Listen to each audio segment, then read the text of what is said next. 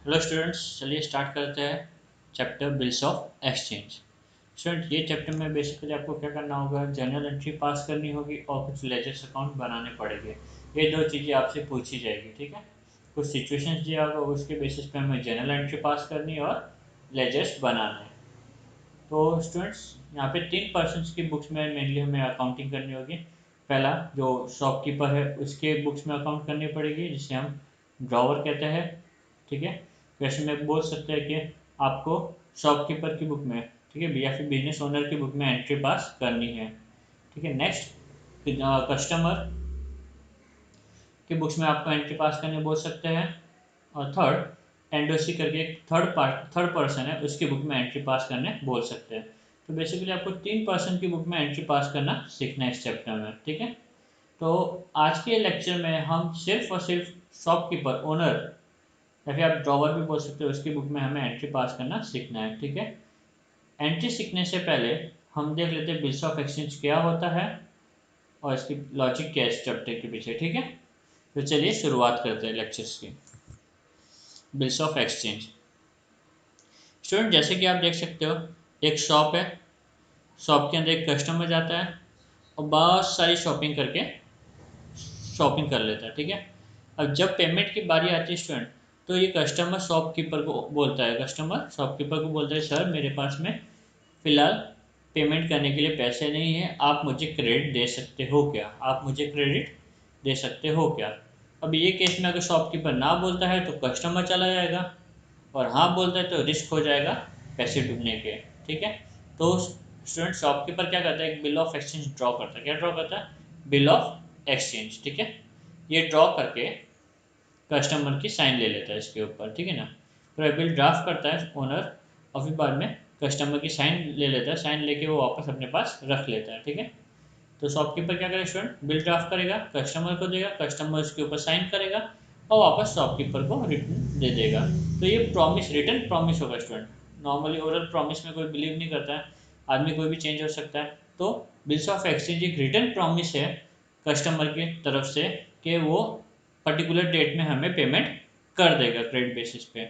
जो उसने सामान खरीदा वो हमें पर्टिकुलर पीरियड के बाद में पेमेंट कर देगा। ये रिटर्न प्रॉमिस है बिल्स ऑफ एक्सचेंज, कुछ नहीं, ठीक है। तो आपको कॉन्सेप्ट समझा? ओके, चलिए आप देख सकते हो, ये बिजनेस, ये अपना कस्टमर और ये अपना शॉप ओनर, ठीक है। शॉप ओनर को हम लोग सेलर भी बोल सकते हैं, मेकर या फिर ड्रॉवर भी कह सकते हैं, ठीक है ना। मेकर और ड्रॉवर क्यों स्टूडेंट? क्योंकि ये बिल ड्रॉ करता है या फिर ये बिल बनाता है, मेक करता है, ठीक है ना। और नेक्स्ट तरफ कस्टमर, कस्टमर को हम लोग बायर कहेंगे या फिर पे ही कहेंगे या फिर ड्रॉ भी कहेंगे, ठीक है। बायर क्योंकि वो खरीद रही है, ठीक है। पे क्योंकि वो पे करने वाली है, और ड्रॉ भी क्योंकि वो बिल को एक्सेप्ट करने वाली है, ठीक है ना। इसलिए इसको कस्टमर के लिए 3 नाम हम यूज़ करेंगे और बिजनेस ओनर के लिए हम ये 3 नाम यूज़ करेंगे स्टूडेंट, फाइन। चलिए आगे बढ़ते हैं। तो आप देख सकते हो, जब कस्टमर शॉपिंग करके आएगा, शॉपिंग करेगा, तो कस्टमर को कहेगा, सॉरी शॉपकीपर को कहेगा कि सर मेरे पास में पेमेंट के लिए पैसे नहीं है, आप मुझे प्लीज़ क्रेडिट बेसिस पे सामान दो, ठीक है, मैं आपको पर्टिकुलर डेट पे कर दूंगी, ये कस्टमर ऐसा बोलेगा। तो शॉपकीपर इसकी बात सुन के एक बिल ड्रॉ करेगा। बिल ड्रॉ करके वो क्या करेगा, कस्टमर को दे देगा। बिल ड्रॉ करके क्या कर देगा, कस्टमर को हैंड ओवर कर देगा। कस्टमर उस बिल को साइन करेगी और रिटर्न कर देगी, वो बिल को साइन करेगी और रिटर्न कर देगी वापस शॉप ओनर को, फाइन। तो ये पूरा प्रोसेस है, फाइन। चलिए स्टूडेंट आगे देखते हैं। अभी आगे क्या होगा, ड्यू डेट जब आएगा स्टूडेंट, तो ये शॉपकीपर कस्टमर के पास जाएगा, कस्टमर से पैसा ले लेगा और उसको उसका बिल वापस दे देगा। यहाँ पे पूरा ट्रांजेक्शन कंप्लीट हो जाएगा स्टूडेंट, ठीक है। चैप्टर इतना सा नहीं है, बहुत डिटेल में, डोंट वरी। चलिए देखते हैं नेक्स्ट। सबसे पहले बिल कैसे ड्रॉ करेंगे। अभी आपको मैंने बताया कि शॉपकीपर क्या करेगा, बिल ड्रॉ करेगा, ठीक है। तो बिल कैसे ड्रॉ करना अब हम वो सीखेंगे। आपको ये बिल ड्रॉ करने के लिए आएगा स्टूडेंट, ये 5 मार्क्स का ये क्वेश्चन होगा, बिल कैसे ड्रॉ करना है, ठीक है ना। आपको कुछ सिचुएशन दे दी जाएगी और आपको बिल ड्रॉ करने के लिए बोलेंगे। तो एक स्टैंडर्ड फॉर्मेट है बिल का, जो मैं अभी आपको बता रहा हूँ। तो सबसे पहले आपको एक बॉक्स ड्रॉ कर देना है पेपर पे। क्या ड्रॉ कर देना है, एक बॉक्स, ठीक है। और एकदम सेंटर में आपको लिखना है बिल्स ऑफ एक्सचेंज। क्या लिखना है स्टूडेंट, बिल्स ऑफ एक्सचेंज, ठीक है। सेंटर में बिल्स ऑफ एक्सचेंज लिखने के बाद में लेफ्ट हैंड साइड में आपको स्टैम्प लिख देना है। क्या लिख देना है, स्टैम्प। बॉक्स बनाना है, बॉक्स के अंदर आपको स्टैम्प लिख देना है, ये लिख दिया। उसके बाद में राइट हैंड साइड में, ठीक है, कौन सी साइड में, राइट हैंड साइड में आपको ड्रॉवी का नेम, ठीक है, ड्रॉवी का पूरा, सॉरी ड्रॉवी नहीं, ड्रॉवर का, जो बिल ड्रॉ कर रहा है, जैसे आप लेटर लिखते हो ना, वैसे ड्रॉवर का पूरा नाम, बाद में ड्रॉवर का पूरा एड्रेस, और लास्ट में ड्रॉवर का हम डेट भी नोट कर लेंगे स्टूडेंट, ठीक है ना। तो 3 चीज़, जैसे हम लेटर्स में लिखते हैं स्टूडेंट, वैसे ही सब कंटेंट यहाँ पे होगा। जो बिल ड्रॉ करा है उसका नाम, मतलब शॉपकीपर ओनर, उसका नाम, उसका एड्रेस और उसका डेट ऑफ बिल ड्रॉन। ये लिखने के बाद में स्टूडेंट स्टैम्प के नीचे, स्टैम्प के नीचे जस्ट मुझे अमाउंट लिखना पड़ेगा। क्या लिखना पड़ेगा स्टूडेंट, अमाउंट। बॉक्स बना के मुझे अमाउंट लिखना पड़ेगा, और ये जो अमाउंट होगा वो फिगर में होगा, ठीक है, कैसे होगा, फिगर्स में होगा। तो ये अपना मेन स्ट्रक्चर हो गया। अब मैं मेरा मेन कंटेंट स्टार्ट करने वाला हूँ स्टूडेंट, ठीक है। तो मेन कंटेंट में मेरे को क्या लिखना है अंदर, जैसे लेटर का हेडिंग कैसा होता है मेन पार्ट, वैसे इसमें बिल्स ऑफ एक्सचेंज के मेन पार्ट में क्या लिखना है वो अब हम देखते हैं, ठीक है। डैश पीरियड ऑफ बिल, यहाँ पे डैश की जगह पे आपको पीरियड ऑफ बिल लिखना है, 90 डेज, 60 डेज, 2 मंथ, कुछ भी हो सकता है। आफ्टर डेट पे मिस्टर सो एंड सो, यहाँ पे पे का नाम और एड्रेस होगा, ठीक है ना, कौन पे करेगा उसका नाम और एड्रेस होगा, और ही इज हर ऑर्डर, या फिर उसके बिहाफ पे कोई पे करने वाला है तो उसका नाम, ठीक है। The sum of rupee amount in word, यहाँ पे हम जो रुपीज़ है, यहाँ पे जो फिगर में लिखा वही हम लोग यहाँ पे वर्ड में लिखेंगे, only for the value received, तो वो वैल्यू की गुड्स या सर्विस उसने रिसीव की है उसके बिहाफ पे, ठीक है, ड्रॉवी को या पे को मुझे इतना इतना अमाउंट पे करना है, फाइन। तो ये कंटेंट लिखिए, मेन पार्ट होगा आपके बिल्स ऑफ एक्सचेंज का। इसके बाद में स्टूडेंट अपने को लिखना है क्या बोलते हैं, सिग्नेचर, ड्रॉवर का सिग्नेचर, ठीक है, ड्रॉवर का नाम और उसका साइन। तो ये हो गया। उसके बाद में ड्रॉवर की साइड से तो हो गया, ड्रॉवर इतना बना देगा, इसको हम बोलेंगे ड्राफ्ट, क्या बोलेंगे, ड्राफ्ट। ड्रॉवर इतना प्रिपेयर कर देता है उसकी साइड से, जिसको हम ड्राफ्ट बोलेंगे। जब तक ड्रॉवी इसको एक्सेप्ट नहीं करता है, जब तक ड्रॉवी इसको एक्सेप्ट नहीं करता है, साइन नहीं करता उसका, तब तक वो क्या रहेगा, एक ड्राफ्ट ही बन के रहेगा, ठीक है ना। उसके बाद में वो बिल्स ऑफ एक्सचेंज बनेगा।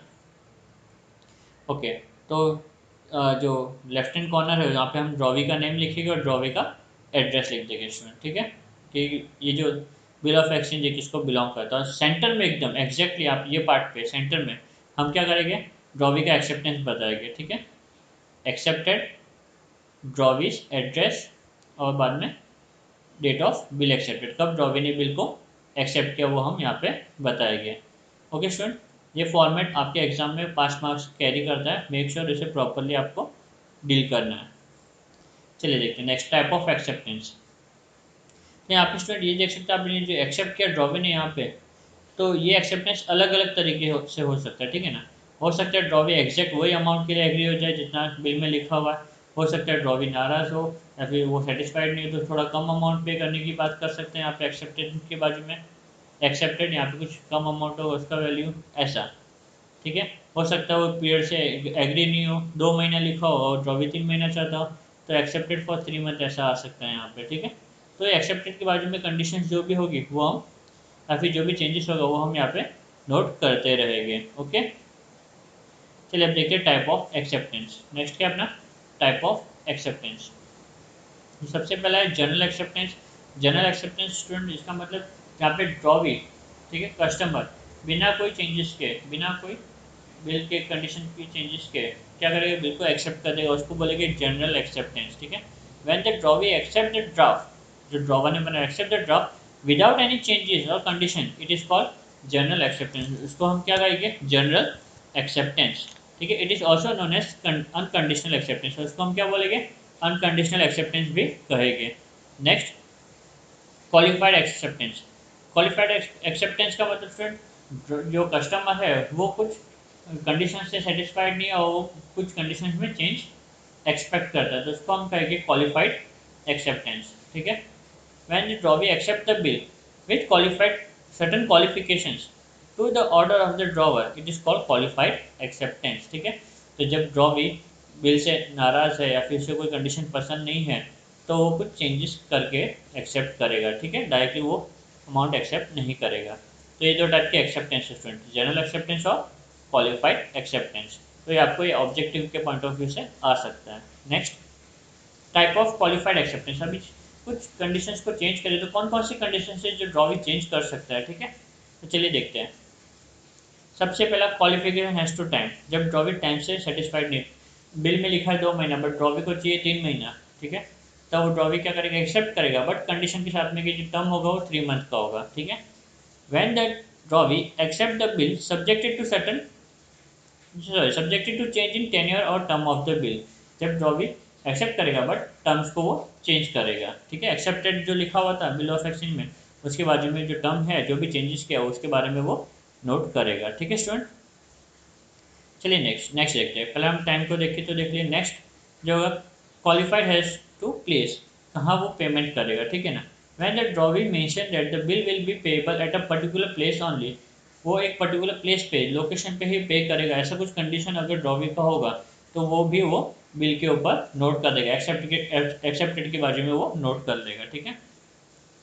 Next qualified has to amount, जब ड्रॉवी कस्टमर अमाउंट को लेके सेटिस्फाइड नहीं है, ठीक है ना, अमाउंट को लेके, जैसे बिल ड्रॉ कर दे, स्टूडेंट एग्जांपल ले लेते 10,000 का, ठीक है, बिल ड्रॉ कर दे 10,000 का ड्रॉ कर दे ड्राफ्ट, बट कस्टमर कहता है कि भाई मैं खाली 9,500 ही दूंगा आपको किसी भी हाल में, ठीक है ना, तो वो क्या हो गया, कस्टमर जो कंडीशन है 10,000 उसको चेंज करके मॉडिफाई करके 9,500 एक्सेप्टेड के बाजू में वो लिख देगा, एक्सेप्टेड फॉर 9,500 रुपीज़, तो बिल उसने एक्सेप्ट किया बट 9,500 के लिए ही किया। तो ये हो सकता है क्वालिफिकेशन।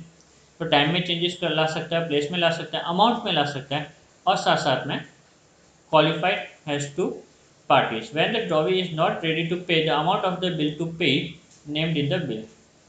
मतलब स्टूडेंट यहाँ पे जो ड्रॉवी है वो किसी और थर्ड पार्टी को पेमेंट नहीं करेगा ड्रॉवर के बेहाफ पे, ठीक है ना, बिजनेसमैन के बेहाफ पे किसी और पार्टी को पे नहीं करेगा, सिर्फ और सिर्फ बिजनेसमैन को ही पे करेगा। तो अगर बिजनेसमैन ने किसी और पर्सन का नाम लिखा कि आप पर्टिकुलर आदमी को पे कर देना, ठीक है, तो अगर ड्रॉवी उससे सेटिस्फाइड नहीं होगा तो वो बिल पे मेंशन कर सकते हैं कि मैं किसी थर्ड पार्टी को पेमेंट करने वाला नहीं हूँ, मैं सिर्फ आपको पे करूँगा क्योंकि मैंने आपसे डील किया हुआ है, ठीक है। इसको बोलेंगे qualified as to parties. Next qualified has to condition, या फिर इसके अलावा कोई भी कंडीशन जो कि स्टूडेंट जो ड्रॉवी चाहता है, जो कस्टमर चाहता है वो बिल के ऊपर वो नोट कर सकता है। When drawee accepted the bill subjected to certain condition being fulfilled by the drawer, ठीक है, तो ड्रॉवर कुछ कंडीशन फुलफिल करेगा तो ही वो बिल एक्सेप्ट होगा, तो ऐसा कंडीशन भी वो बिल के ऊपर ड्रॉवी चाहिए तो लिख सकता है या लिख सकती है, ठीक है स्टूडेंट। तो हमने टाइप ऑफ क्वालिफाइड एक्सेप्टेंस देख लिया, टाइम था, उसमें प्लेस था, अमाउंट था, पार्टीज था और कंडीशंस था। ये 5 टाइप के क्वालिफिकेशन हमने देखे। क्वालिफिकेशन मतलब बिल को हैज इट इज एक्सेप्ट ना करके कुछ चेंजेस के साथ में हमने एक्सेप्ट किया। ओके चलिए नेक्स्ट हम देखते हैं important terms of bills of exchange. ये बिल्स ऑफ एक्सचेंज पढ़ने के टाइम पे कुछ इंपॉर्टेंट टर्म्स होते हैं उसको हम समझ लेते हैं, ठीक है, जो काफ़ी टाइम यूज होते हैं बिल्स ऑफ एक्सचेंज के टाइम पे। तो सबसे पहला जो टर्म है वो स्टूडेंट टर्म है वो है टर्म और टेन्योर और टेन्योर, टेनोर और टेन्योर, ठीक है ना, ऑफ द बिल। तो इसका मतलब ये तीनों भी वर्ड का मतलब क्या student, the term of the bill is a period of time after which a bill become payable, ठीक है। तो टर्म मतलब क्या, वो पीरियड ऑफ टाइम जिसके बाद में बिल क्या होगा, पेएबल हो जाएगा, ठीक है। टर्म ऑफ द बिल में भी इन मंथ और डेज, और ये जो टर्म है स्टूडेंट वो डेज में भी हो सकता है और मंथ्स में भी हो सकता है, ठीक है। तो आपको पहला टर्म समझ में, टर्म क्वेश्चन में आ सकता है, टर्म वर्ड आ सकता है, टेन्योर आ सकता है वर्ड, टेन्योर आ सकता है वर्ड, ठीक है। तो ये वर्ड का मतलब ये है कि कितने दिन के बाद में बिल पे करना होगा स्टूडेंट, ठीक है, या फिर क्रेडिट कितने टाइम का मिला हुआ है हमें। नेक्स्ट हम देखते हैं हम लोग, नेक्स्ट अपना ड्राफ्ट। आपको पता है ड्राफ्ट क्या होता है, bill before acceptance is known as draft. Bills of exchange के टाइम पे मैंने आपको बता दिया, ठीक है। नेक्स्ट ड्राफ्ट के टाइम पे मैंने बता दिया था। Next date of grace, 3 extra days allowed by law over and above the term of the bill to the drawee in order to make arrangement for payment of the amount of bill is known as date of grace. However, date of grace is not allowed for bill payable on demand and at site। Student जो भी term दिया हुआ रहेगा, first में जो आपने term देखा था कि 2 महीने का टाइम दिया, 3 महीने का टाइम दिया, 1 महीने का टाइम दिया, तो जो भी टर्म होगा वो टर्म के ऊपर हमें 3 एक्स्ट्रा डे मिलते हैं लॉ के थ्रू, ठीक है। कानून कहता है कि जो टर्म है तुम्हारा, वो टर्म के अलावा कस्टमर को और 3 दिन का मौका मिलना चाहिए ताकि वो पेमेंट का अरेंजमेंट कर सके, ठीक है। तो जो एक्स्ट्रा 3 डेज मिलते हैं वो उसको हम डेज ऑफ ग्रेस बोलते हैं। क्या बोलते हैं, डेज ऑफ ग्रेस, ठीक है। तो टर्म के अलावा कस्टमर को 3 दिन और मिलते हैं पेमेंट करने के लिए, okay. However, days of grace are not allowed in case of bill payable on demand or at site. Student bills अलग अलग के टाइप के होते हैं जो हम अभी देखने वाले हैं। अगर बिल डिमांड या फिर एट साइट वाला है, बिल एट डिमांड या एट साइट वाला है, ठीक है, ऑन डिमांड या एट साइट, ऑन डिमांड आना चाहिए साथ में यहाँ पे, ऑन डिमांड या फिर एट साइट है, तो वो केस में ड्रॉवर मतलब शॉपकीपर जब भी कस्टमर के पास जाएगा तो वो ड्रॉवी को क्या करना पड़ेगा, उस टाइम पे पेमेंट करना पड़ेगा। ये दो केस में, ऑन डिमांड या फिर और एट साइड के केस में 3 एक्स्ट्रा डेज ड्रॉवी को नहीं मिलेंगे, ठीक है। तो type of bills of exchange में हम देखेंगे ऑन डिमांड एट साइड को भी वापस, ठीक है। ग्रेस डे तो समझ गए आपको, 3 एक्स्ट्रा डे जो मिलता है over and above term, term के अलावा 3 जो एक्स्ट्रा दिन मिलते हैं उसको ग्रेस डेज बोलते हैं। चलिए next point, date of maturity और ड्यू डेट ऑफ बिल, बहुत important student. The date on which the bill fall due for payment is known as date of maturity. जिस दिन बिल पेएबल हो जाएगा, date, उसको हम बोलेंगे डेट ऑफ मैच्योरिटी या due date. If the due date fall on public holiday, the payment of the bill is to be made on the preceding working day. अगर due date public holiday के time पे ही आता है तो उसको हम एक दिन पहले पे करना पड़ेगा। एग्जाम्पल के तौर पे 26 जनवरी या 15 अगस्त, ये 2 दिन क्या है स्टूडेंट, पब्लिक हॉलीडे, तो वो केस में मुझे पेमेंट कब करना पड़ेगा, एक दिन पहले, यानी कि 25 जनवरी या फिर 14 अगस्त को। और हो सकता है स्टूडेंट कभी कभी इमरजेंसी केस में हॉलीडे डिक्लेयर कर दिया और वो दिन को क्या था, मेरा ड्यू डेट था, तो वैसे केस में इमरजेंसी हॉलीडे के केस में मुझे कब पे करना पड़ेगा, नेक्स्ट वर्किंग डे पे करना पड़ेगा। कब पे करना पड़ेगा स्टूडेंट, नेक्स्ट वर्किंग डे पे करना पड़ेगा। तो ये 4 टर्म हमने पढ़े अभी तक, ठीक है। और भी कई सारे टर्म है, हम देखते हैं। चलिए आगे मूव करते हैं अभी। नेक्स्ट अपना टाइप ऑफ ड्यू डेट, क्योंकि हम अभी ड्यू की बात करें तो पूरे इस चीज़ को हम कवर करते हैं, टाइप ऑफ ड्यू डेट देख लेते हैं, ठीक है। तो सबसे पहला जो है स्टूडेंट टाइप में, वो है अपना नॉमिनल ड्यू डेट। स्टूडेंट जब भी जो टर्म है, ठीक है, टर्म टर्म जो है उसको हम क्या कहेंगे, नॉमिनल ड्यू डेट। क्या कहेंगे, नॉमिनल ड्यू डेट। जहाँ पे खाली टर्म को ऐड कर दो और मुझे जो डेट मिलेगी उसको कहेंगे nominal due date. The date which is calculated without adding days of grace to the period of bill is known as nominal due date. Student bill का जो पीरियड होगा वहाँ से जो मैं नॉमिनल जो नॉर्मल टर्म है वो ऐड कर दूंगा तो मुझे क्या मिल जाएगा, नॉमिनल ड्यू डेज। मतलब विदाउट एडिंग ग्रेस डे जो मेरे को डेट मिलेगा उस डे को हम कहेंगे नॉमिनल ड्यू डेट, ठीक है। नेक्स्ट लीगल ड्यू डेट, ठीक है। लीगल ड्यू डेट मतलब स्टूडेंट जहाँ पे 3 हम ग्रेस डे ऐड करते हैं, वो 3 दिन ऐड करने के बाद में का जो डेट होता है उसको हम कहेंगे लीगल ड्यू डेट, ठीक है। समझा स्टूडेंट। तो नॉर्मल पीरियड ऑफ बिल में खाली टर्म ऐड कर देंगे, उसके बाद में जो डेट मिलेगा वो मेरा नॉमिनल ड्यू डेट, और वो नॉमिनल ड्यू डेट में मैं 3 दिन एक्स्ट्रा ऐड कर दूंगा तो मुझे मिल जाएगा लीगल ड्यू डेट, ओके। चलिए next calculation of due date. Due date कैसे कैलकुलेट करना है वो देखते हैं स्टूडेंट। तो बेसिकली इसे हमें 2 तरीके से सॉल्व करना है। पहला, जब इन्फॉर्मेशन मंथ में दिया रहेगा तब कैसे करना है वो देखते हैं। उसके बाद में हम देखते हैं कि अगर इन्फॉर्मेशन डेज में दिया है तो उसे हम कैसे सॉल्व कर सकते हैं, ठीक है, ओके। उसके पहले एक और देखते हैं, एक minute. Calculation of due date में पहले हम देखते हैं कि डेट्स कैसे, कौन कौन सी डेट्स दी होती है बिल में, ठीक है, कौन कौन सी डेट्स दी थी। तो पहले हम देखते हैं बिल्स पेबल आफ्टर डेट, ठीक है। बिल्स पेबल आफ्टर डेट, इसका मतलब क्या होता है स्टूडेंट, जो बिल होता है उसका हम कैलकुलेशन कौन से डेट से करेंगे, कौन से डेट से करेंगे। तो जब भी आपको क्वेश्चन में दिया रहेगा after date, bills payable after date, इसका मतलब आपको जो पीरियड ऑफ जो टर्म है वो कहाँ से ऐड करना है, date of bill drawn, date of bill drawn. जब ओनर, ठीक है, जब बिजनेसमैन जब बिल ड्रॉ करता है वो दिन से आपको ड्यू डेट कैलकुलेट करना होता है स्टूडेंट। हो सकता है कई बार कि आपका जो ड्राफ्टिंग का डेट है और जो कस्टमर का एक्सेप्टेंस का डेट है वो 2 दिन क्या हो सकता है, अलग अलग हो सकता है। तो जब भी वर्ड आफ्टर डेट दिया हुआ है तो जो ओनर ने बिल बनाया है उस दिन से हम काउंटिंग करेंगे, उस दिन से हम क्या करेंगे, काउंटिंग करेंगे। उसको कहते हैं हम आफ्टर डेट, ठीक है। तो आफ्टर डेट कहाँ से होगा, जब बिल बनाया उस दिन से हम डेट कैलकुलेट करेंगे, ओके। तो चलिए देखते हैं। Date is calculated from the date, from the date of drawing bill. जिस दिन मैंने बिल बनाया वो दिन से मैं डेट्स कैलकुलेट करना स्टार्ट करूंगा ड्यू डेट के लिए, ठीक है। और ये जो ड्यू डेट का कैलकुलेशन हो सकता है वो मंथ में भी हो सकता है और डेज में भी हो सकता है, ठीक है। आफ्टर डेट देख लिया। अब हम नेक्स्ट देखते हैं after site. Word after important है स्टूडेंट, ठीक है ना। अभी आफ्टर साइट मतलब क्या, जब ड्रॉवी ने एक्सेप्ट किया स्टूडेंट, बिल कभी भी बनाओ, ड्रॉवी ने जब एक्सेप्ट किया उस दिन से जो टर्म है अपना वो कैलकुलेट करेंगे हम लोग, ठीक है, आफ्टर साइट का मतलब। तो चलिए देखते हैं। Due date is calculated from the date of acceptance of the bill. जब बिल एक्सेप्ट किया उस दिन से हम लोग डेट कैलकुलेट करेंगे, ठीक है। ये ये कैलकुलेशन भी मंथ में इंफॉर्मेशन मेरे को दिया हो सकता है या फिर डेज में इंफॉर्मेशन दिया हो सकता है, ठीक है। स्टूडेंट अभी पीछे ही हमने टर्म्स देखा था, टर्म देखने के टाइम पे हमने क्या देखा था, ऑन डिमांड और एट साइट, बरोबर, ऑन डिमांड और एट साइट। तो ये अपना आ गया यहाँ पे बिल्स पेबल ऑन डिमांड और एट साइट। ये केस में मैं क्या करता हूँ, 3 ग्रेस डे ऐड नहीं करता हूँ, 3 ग्रेस डे ऐड नहीं करता हूँ, बरोबर, हमने पढ़ा था ये। तो bills payable immediately on presentation of bill to the drawee. जैसे ही बिल ऑफ एक्सचेंज ड्रॉवी ने एक्सेप्ट किया, मैं इसको प्रेजेंट करूंगा, मैं ड्रॉवी को दूंगा, तो उस टाइम पे इसको मुझे पे करना होगा। ऑन डिमांड और एट साइड का मतलब ये होता है, ठीक है। The time period is not mention in this bill, और इसमें टाइम पीरियड भी नहीं लिखा होता कि कितने टाइम का क्रेडिट दिया हुआ है। और grace days are not allowed on such for such bill, grace days are not allowed for such bill, यहाँ पे ग्रेस डे भी ऐड करना अलाउड नहीं होता है स्टूडेंट, ठीक है। तो चलिए हम देखते हैं कैसे कैलकुलेट कर सकते हैं टेन्योर ऑफ बिल जब मंथ में दिया होगा तब। तो क्वेश्चन में लिखा है student, a bill dated 12 June 2019 is payable two month after date. After date के केस में जब बिल ड्रॉ किया है या फिर बिल का जो डेट है वहां से हम कैलकुलेट करेंगे, बरोबर ना।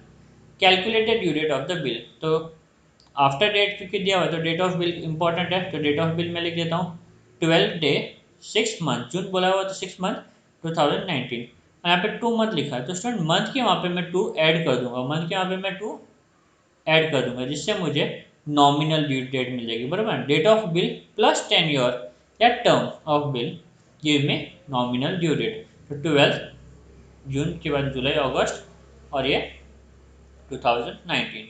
अब ये नॉमिनल ड्यू डेट में मैं अगर 3 डे ऐड कर लेता हूँ तो मुझे मिल जाएगा legal due date which is 15 day of August 2019। और स्टूडेंट 15 अगस्त क्या अपना पब्लिक हॉलीडे, तो हमने क्या पढ़ा था, पब्लिक हॉलीडे के केस में एक दिन हम लोग पहले ड्यू डेट कंसिडर करेंगे, ठीक है। Since 15 August is a public holiday on account of independence day, the bill will fall due on for payment on 14 August 2019। Okay student, तो आपने देखा किस तरीके से हम लोग मंथ का इंफॉर्मेशन होगा तो ड्यू डेट कैसे कैलकुलेट करेंगे। चलिए मूव करते हैं अभी डेज के ऊपर, ठीक है। Tenure of the bill given in days. तो ये केस में a bill dated 14 November 2019 payable 19 days after date, यहाँ पे भी वर्ड क्या है इसके student, after date. After date दिया हुआ है तो डेट ऑफ बिल जो है वहाँ से मैं कैलकुलेशन करूँगा। अगर यहाँ पे आफ्टर साइड होता तो एक्सेप्टेंस का डेट भी दिया हुआ होता क्वेश्चन में, ठीक है। Calculated due date of the bill, तो यहाँ पे स्टूडेंट डेज के केस में क्या करना, मुझे सबसे पहला मंथ देखना है, मंथ को नोट डाउन कर देना कौन से मंथ में बिल ड्रॉ हुआ था। तो यहाँ पे दिसंबर और 90 डेज बोला हुआ है, 90 डेज मतलब अप्रॉक्सीमेटली अपने हिसाब से 3 मंथ होता है, तो मैं आगे 3 मंथ और लिख दूंगा, जैन फेब और मार्च। ओके, तो इतना मैंने लिख दिया। अभी एक्चुअल डेज कितने होते हैं मंथ में वो आपको नोट कर देना है, यहाँ पे 31, 31, 29 और 31। फेब्रुवरी याद रखना है 2020 दिया हुआ है, कितना दिया हुआ है 2020, तो क्योंकि ये लीप ईयर है इसलिए कितना है 29 है, तो 28 डेज ही आता है स्टूडेंट। और लीप ईयर कैसे मालूम पड़ेगा, जो भी ईयर एंडिंग है उसका लास्ट डिजिट देखना है, ठीक है ना। अगर वो 4 से डिवाइड होता है तो वो लीप ईयर होता है, तो 20 डिवाइड बाई 4 क्या मिलेगा 5, डिवाइड हो रहा है तो वो केस में मेरा 2020 क्या होगा लीप ईयर, और 29 डेज फेब्रुवरी में होगा। कि एक्चुअल डे नोट कर दिया, उसके बाद में आपको अनएक्सपायर्ड डेज कैलकुलेट करना है। अनएक्सपायर्ड डेज मतलब कितने दिन बचे हुए हैं, तो 31 में से सबसे पहला बिल कब ड्रॉ किया था 14 डेज तो चले गए, बरोबर ना।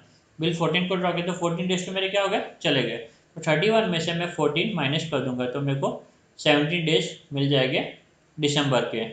जैन के पूरे में 31 डेज कैलकुलेट कर लूँगा, कंसिडर कर लूँगा, फेब्रुवरी के भी पूरे 29 डेज कंसिडर कर दूंगा। तो इन तीनों डेट को ऐड करने के बाद में स्टूडेंट मुझे एक डेज मिल जाएगा, और वो डेज को मैं 90 से माइनस कर दूंगा, क्या कर दूंगा 90 से माइनस कर दूंगा। तो मार्च के कौन से डेट पे मेरा बिल ड्यू हो रहा है वो मुझे मालूम पड़ जाएगा, ठीक है ना। ओके, तो ये तीनों को टोटल को मैं 90 से, यहाँ पे 90 दिया हुआ था मेरे को, 90 डेज के लिए बिल ड्रॉ किया हुआ है, 90 से मैंने माइनस किया तो मुझे मार्च के कौन से डे पे मेरा बिल ड्यू हो रहा है वो मुझे मालूम पड़ जाएगा। तो स्टूडेंट 13 मार्च 2020 जो मेरे को मिला वो क्या, मेरा नॉमिनल ड्यू डेट बरोबर। अब इसमें मैं अगर ग्रेस डे ऐड कर दूंगा तो मुझे क्या मिल जाएगा, legal due date which is 16 March 2020, 16 March 2020। Okay student, तो चलिए आगे मूव करते हैं। अभी हम समझते हैं होल्डर, व्हाट इज होल्डर, ये और एक नया टर्म है। आपने 4 टर्म तो पहले सीख लिए थे। ओके, टेन्योर था जिसमें ड्राफ्ट था, मैच्योरिटी था उसमें मैच्योरिटी या फिर ड्यू डेट था। ठीक है, अभी जो 5th टर्म है वो अपना कौन सा है, होल्डर।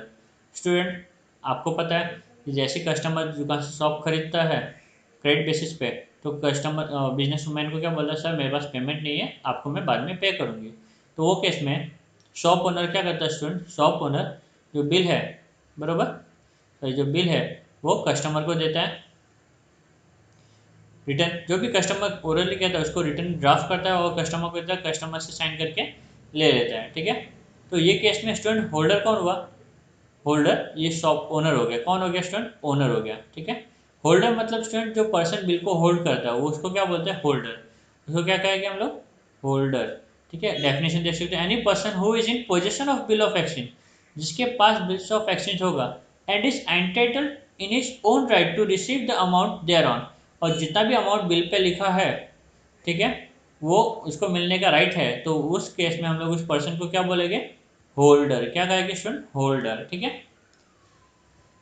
चलिए अभी आगे एक एग्जांपल देखते हैं।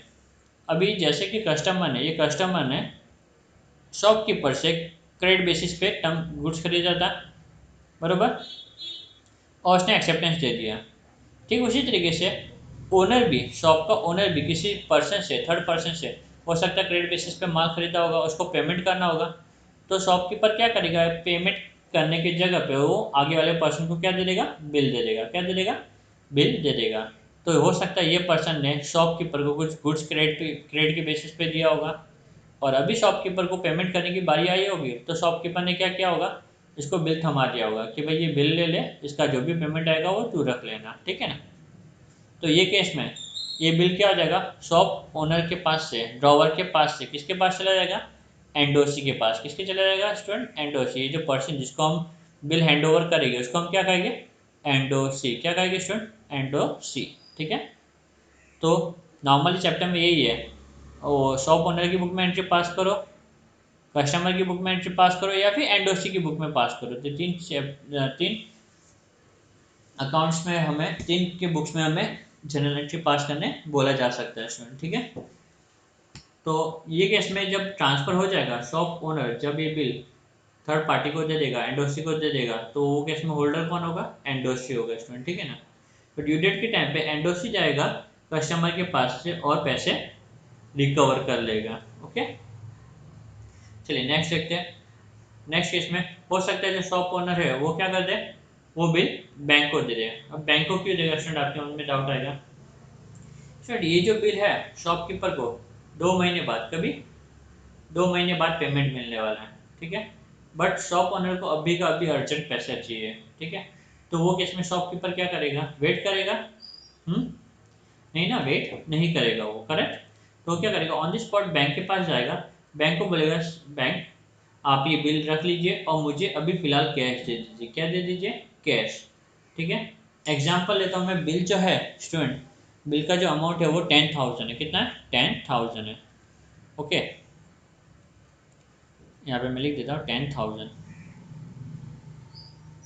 Okay,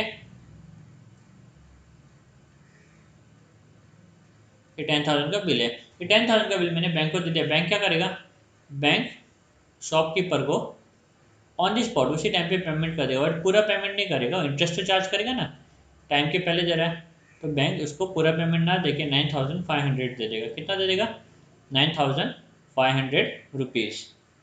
fine.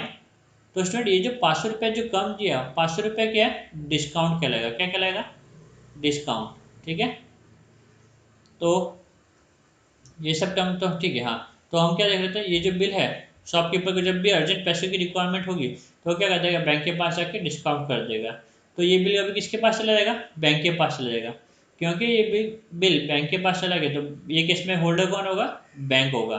ठीक है स्टूडेंट, अभी हम थर्ड देखते हैं।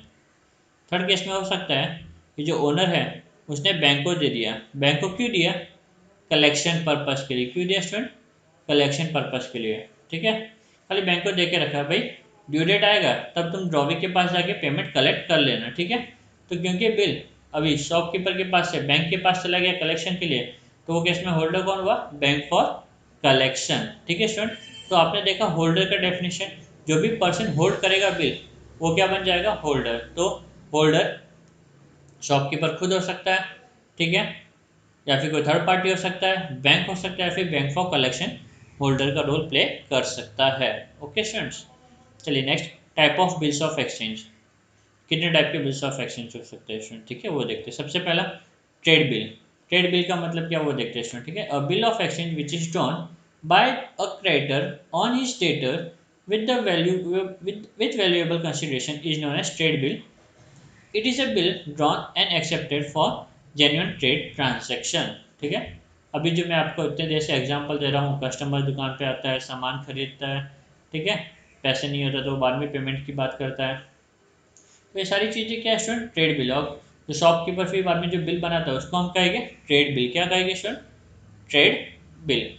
नेक्स्ट देखते हैं, नेक्स्ट अपना अकोमोडेशन बिल। अकोमोडेशन बिल मतलब क्या स्टूडेंट, समझते हैं। A bill of exchange which has been drawn for mutual financial accommodation of parties involve in is known as accommodation of bill. Such a bill is drawn and accepted without any valuable consideration. The main objective of such bill is to oblige friends. ठीक है, help करने के लिए student, किसी को payment की ज़रूरत है, ठीक है, तो हो सकता है आगे कि मेरे पास भी पेमेंट नहीं है, मेरे पास समझो कोई बंदा आता है, बोलता है मुझे पेमेंट करना है बैंक को, मुझे पेमेंट की रिक्वायरमेंट है, मुझे पेमेंट चाहिए कैसे भी करके, तो वो केस में क्या होगा, फ्रेंड मेरा जो है फ्रेंड है वो मुझे बिल ड्रॉ करेगा, मुझसे साइन ले लेगा, वो बिल बैंक के पास जाके डिस्काउंटिंग करवा देगा स्टूडेंट। जैसे हमने देखा था पिछले वाले केस में, डिस्काउंटिंग विद बैंक, ड्रॉवर को जब भी पैसे चाहिए तो वो बैंक के पास डिस्काउंट कर सकता है।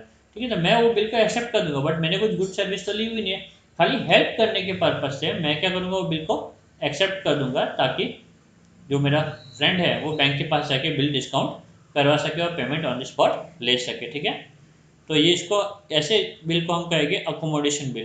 तो एक इसमें मैंने कुछ गुड्स खरीदा नहीं मैंने शॉपकीपर से, बट उसको पैसे की ज़रूरत थी इसलिए मैंने ऐसे ही एक्सेप्ट कर दिया, ठीक है ना, बिल को, तो उस बिल को हम कहेंगे अकोमोडेशन बिल। नेक्स्ट है स्टूडेंट अपना इनलैंड बिल। इनलैंड बिल किसको बोलते हैं वो देखते चलिए। A bill of exchange which is drawn between two parties that are located or reside in the same country and thus are made payable in the same country is known as inland bill of exchange. जब student जो parties होती है bills of exchange की, ठीक है, bill बनाने वाला और बिल साइन करने वाला दोनों का जो रेसिडेंट है वो इंडिया ही रहेगा, तो उससे हम क्या कहेंगे, इनलैंड बिल। क्या कहेंगे student, inland bill. Okay, next foreign bill, just opposite उसका, a bill which is drawn in one country and made payable in another country is known as foreign bill. ठीक है, for example a bill drawn in India and is made payable in Australia और vice वर्सा। ठीक है, bill Australia में बनाया India में पे करें, मतलब जहाँ पे दो कंट्री इन्वॉल्व होगी वैसे बिल को हम कहेंगे फॉरेन बिल। स्टूडेंट ये इसमें से कुछ भी क्वेश्चन आ सकता है फ्रॉम फॉर योर FIB, ठीक है ना, फिल इन द ब्लैंक्स में ये आ सकता है। चलिए नेक्स्ट देखते हैं, बिल्स ऑफ एक्सचेंज। तो जो बिल है स्टूडेंट उसके साथ में दो ट्रीटमेंट हो सकता है, तो क्या ट्रीटमेंट हो सकता है, आइदर वो बिल ऑनर हो जाएगा, ऑनरिंग ऑफ बिल मतलब स्टूडेंट ड्यू डेट के टाइम पे जो कस्टमर है वो बिल का पेमेंट कर देगा, ऑनरिंग ऑफ बिल, या फिर ठीक है डिसऑनर्ड हो सकता है। तो देखते हैं यहाँ पे, ये कस्टमर है, ये शॉपकीपर है, ड्यू डेट के टाइम पे शॉपकीपर बिल को लेके जाएगा कस्टमर के पास में, और कस्टमर इन रिटर्न क्या दे देगा स्टूडेंट, कैश दे देगा। क्या दे देगा, कैश। जैसे ही कस्टमर कैश देगा शॉप ओनर को ड्यू डेट के टाइम पे, तो शॉप ओनर क्या कर देगा, ये बिल कस्टमर को हैंड ओवर कर देगा। ठीक है, तो ऑनरिंग के टाइम पे कुछ ऐसा ट्रांजेक्शन होगा, कस्टमर शॉपकीपर को पेमेंट कर देगा और शॉपकीपर कस्टमर को उसका जो एक्सेप्टेंस था वो रिटर्न कर देगा स्टूडेंट। ठीक है, नेक्स्ट जो ट्रीटमेंट हो सकता है वो डिसऑनरिंग ऑफ बिल। ओके, तो ये केस में क्या होगा स्टूडेंट, कस्टमर ये अपना शॉपकीपर, ठीक है, इसने बिल होल्ड करके रखा हुआ है और ड्यू डेट के टाइम पे हो सकता है कस्टमर पैसे ना दे, नहीं दे पाए, कुछ प्रॉब्लम हो गया रहेगा, ठीक है, तो कस्टमर पेमेंट नहीं करेंगे। वैसे केस में स्टूडेंट ये बिल क्या हो गया, ये बिल इनवैलिड हो जाएगा, ये बिल भी क्या हो जाएगा, इनवैलिड हो जाएगा, ठीक है ना, ये बिल इनवैलिड होगा। और ऐसे टाइम पे बिजनेस ओनर को कोर्ट में जाना पड़ेगा, कोर्ट में जाके एक लीगल नोटिस भेजनी पड़ेगी कस्टमर को, अगर कस्टमर ना बोल देता है पेमेंट करने के लिए, ठीक है ना, वो किस में जगह आएगा, लीगल नोटिस, क्या आएगा स्टूडेंट, लीगल नोटिस। और वो लीगल नोटिस को हम लोग एज ए प्रूफ के तौर पे यूज़ कर सकते हैं कोर्ट में। ओके, तो आपको समझ गया कि जो बिल ऑफ एक्सचेंज है, जो ड्यू डेट आने पे दो चीज़ हो सकता है उसके साथ में, आइदर वो ऑनर्ड होगा, ठीक है, या फिर वो क्या होगा स्टूडेंट, डिसऑनर्ड होगा। फाइन, ऑनर के टाइम पे पेमेंट हो जाएगा, बिल हम उसको रिटर्न कर देंगे, डिसऑनर के टाइम पे हमें पेमेंट नहीं मिलेगा, तो हम क्या करेंगे, कस्टमर को लीगल नोटिस सेंड करेंगे। फाइन, चलिए नेक्स्ट मूव करते हैं अभी, classification of bill for accounting.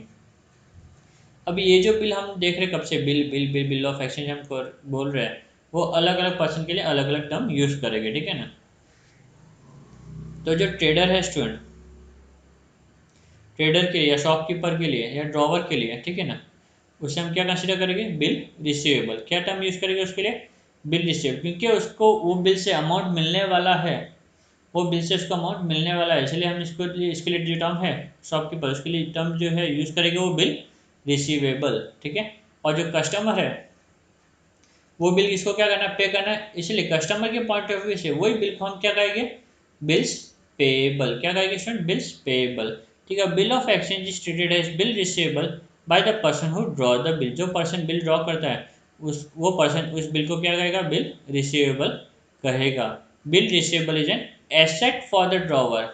और स्टूडेंट बिल रिसीवेबल क्या है, एसेट है, ड्रॉवर के लिए क्या है, एसेट, बरोबर ना, क्योंकि वो बिल के रिटर्न में इसको क्या मिलेगा, पैसे मिलने वाले, करेक्ट।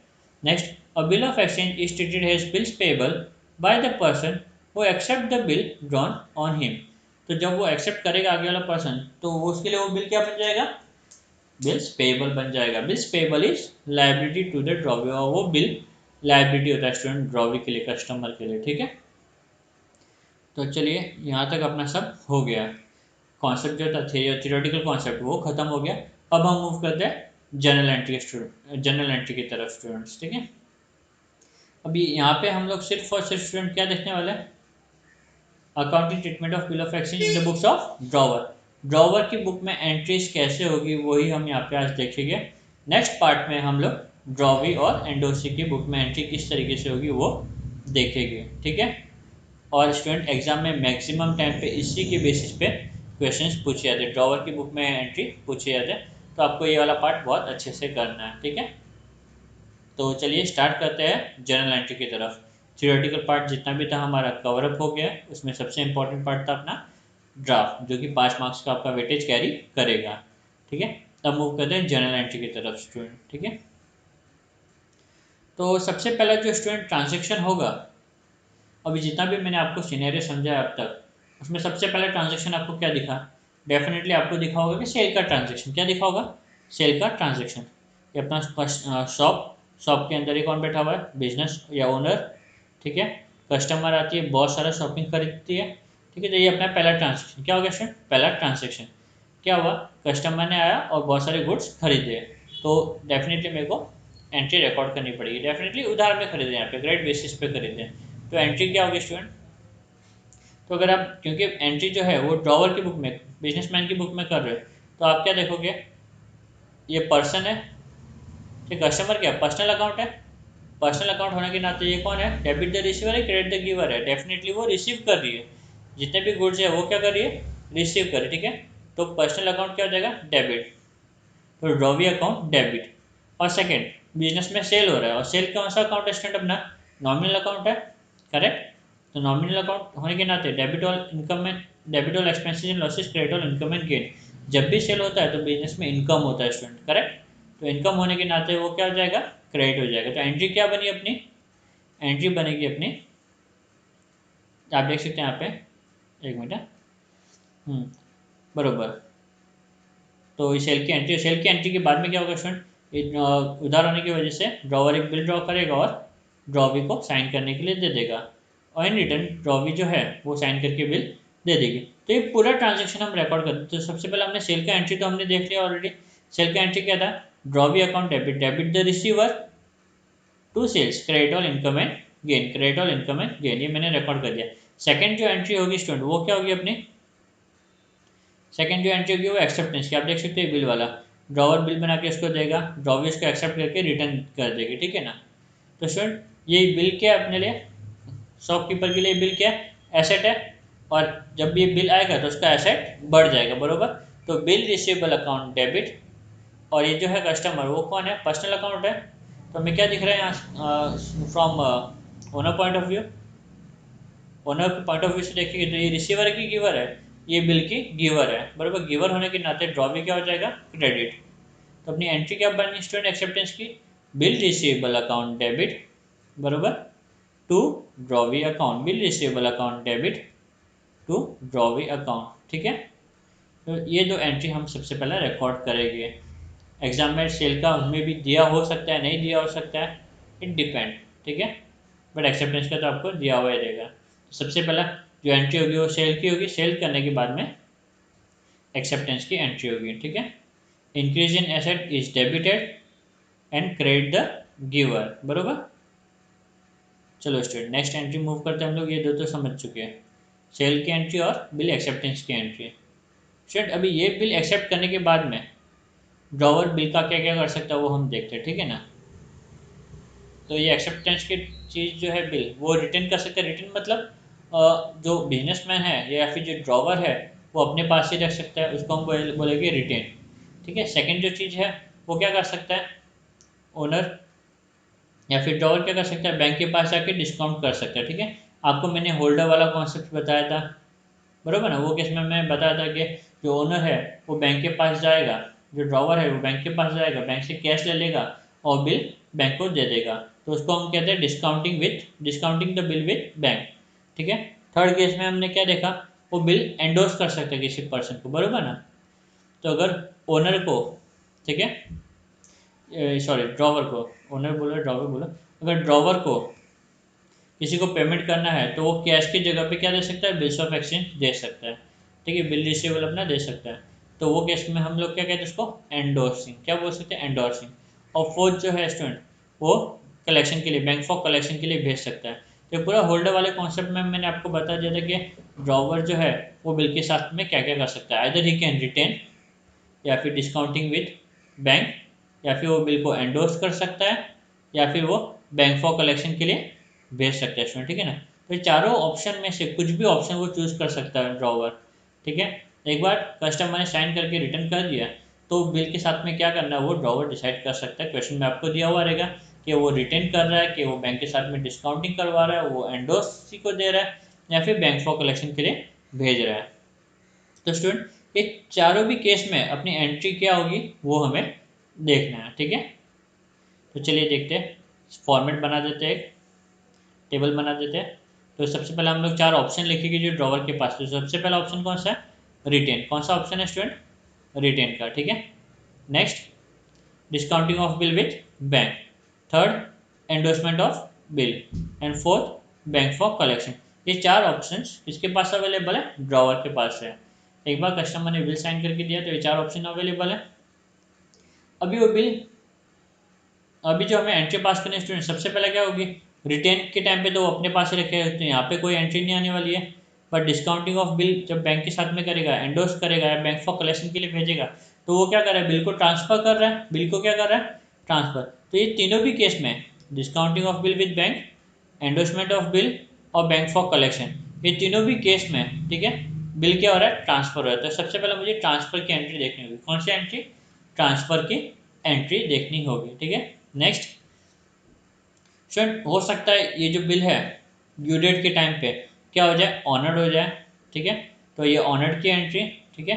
या फिर हो सकता है ड्यू डेट जब आया कस्टमर पे हमें नहीं कर पाया तो डिसऑनर्ड हो सकता है, ठीक है। क्या हो सकता है, डिसऑनर्ड हो सकता है। और स्टूडेंट जब भी बिल डिसऑनर्ड होगा तो नोटिंग चार्जेस, क्या ये नोटिंग चार्जेस पे करना पड़ेगा। नोटिंग चार्जेस क्या होता है, जब बिल डिसऑनर्ड होता है तो हमें कोर्ट के पास जाके उसे नोटरी करवानी पड़ती है। क्या करवानी पड़ती है? नोटरी। उसके लिए आगे वाला जो वकील है वो क्या करता है, कुछ अमाउंट चार्ज करता है, जिसको हम नोटिंग चार्जेस बोलते हैं। ठीक है, तो इसे हम साथ में यहीं पे देख लेंगे, बिल रिसीवेबल डिसऑनर्ड की एंट्री और नोटिंग चार्ज की एंट्री। ठीक है, तो जब भी बिल डिसऑनर्ड होगा नोटिंग चार्जेस तो लगेंगे, तो उसकी एंट्री हम लोग देख लेते हैं। तो स्टूडेंट आपको टेबल समझ गया? अभी हम इसे कैसे करेंगे मैं वो आपको बता देता हूँ। सबसे पहला रिटर्न का ट्रांसफर का एंट्री क्या होगा? डेफिनेटली कोई एंट्री नहीं। रिटर्न मतलब वो अपने पास ही रख रहा है, कोई ट्रांसफर नहीं कर रहा है। ठीक है, फिर बाद में हम देखेंगे रिटर्न बिल अगर ऑनर्ड होगा, मतलब जो बिल मैंने जो ड्रॉवर ने अपने पास ही रखा था और ड्यू डेट के टाइम पे ऑनर्ड हो गया, तो उसका क्या एंट्री आएगा वो हम यहाँ पे देखेंगे। उसके बाद में हम देखेंगे रिटर्न बिल डिसऑनर्ड हो गया। रिटर्न बिल क्या हो गया? डिसऑनर्ड। तो वो केस में एंट्री क्या होगा वो हम यहाँ पे देखेंगे। इस तरीके से हम लोग बाकी की सारे एंट्रीज भी देखेंगे। ओके स्टूडेंट्स, तो चलिए स्टार्ट करते हैं अभी एक एक करके। सबसे पहला रिटर्न। रिटर्न में ट्रांसफर की एंट्री होगी स्टूडेंट? नहीं, क्योंकि वो ट्रांसफर कर ही नहीं रहा है, वो तो ओनर के पास पड़ा हुआ है। नेक्स्ट ऑनर्ड का एंट्री। ऑनर्ड का एंट्री मतलब क्या स्टूडेंट?